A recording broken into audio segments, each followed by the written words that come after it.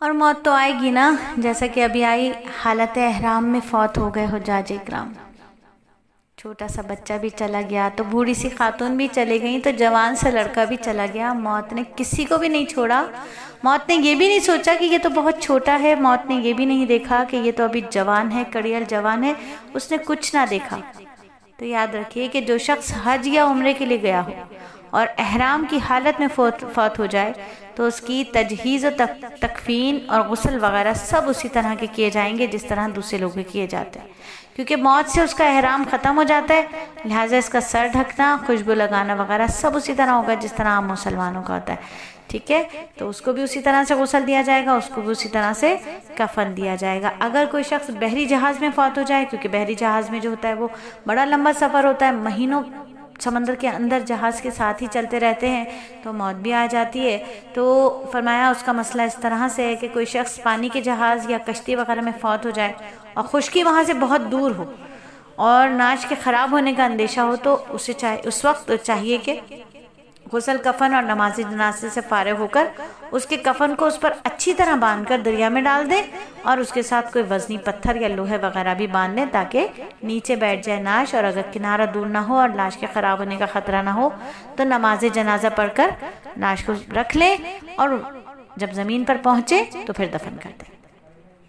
ٹھیک ہے؟ تو بات سمجھ آ رہی ہے؟ تو سم ٹائم ایسا ہوتا ہے کہ خدا نخواستہ میت کے رشتہ دار میں کوئی شخص کافر ہو تو اس کا مسئلہ کیا ہوگا؟ مرنے والا ایک تو کافر ہو سکتا ہے، مرتد ہو گیا، جیسے پہلے مسلمان تھا پھر کافر ہو گیا اور کافر ہی مرا، تو اس کا غسل کفن نماز جنازہ کچھ نہیں ہوگا، نہ مسلمانوں کے طریقے سے اس کا جنازہ اٹھایا جائے گا، نہ اس کے ہم مذہب کافروں تک اس کی لاش پہنچانے کی کوشش کی جائے گی، بلکہ کسی گڑھے میں کتے کی طرح لاش کو ڈال دیا جائے گا، کیونکہ یہ مرتد ہوا تھا،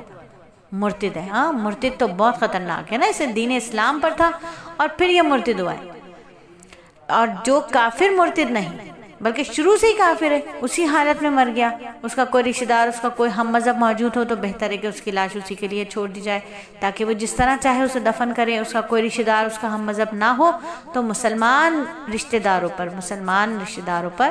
اس کا غسل کفن واجب تو نہیں ہے، البتہ ان کے لیے اتنا جائز ہے کہ غسل کفن اور دفن کا جو مسنون طریقہ مسلمانوں کے لیے آ رہا ہے اس کی رعایت کیے بغیر اسے جو ہے وہ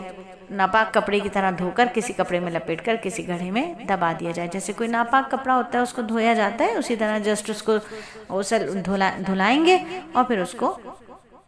گڑھے میں دبا دیں گے۔ تو یہ چند مسائل تھے جو بتا دیے، تو یاد رکھیے کہ میت پر نوحہ و ماتم نہیں کرنا چاہیے۔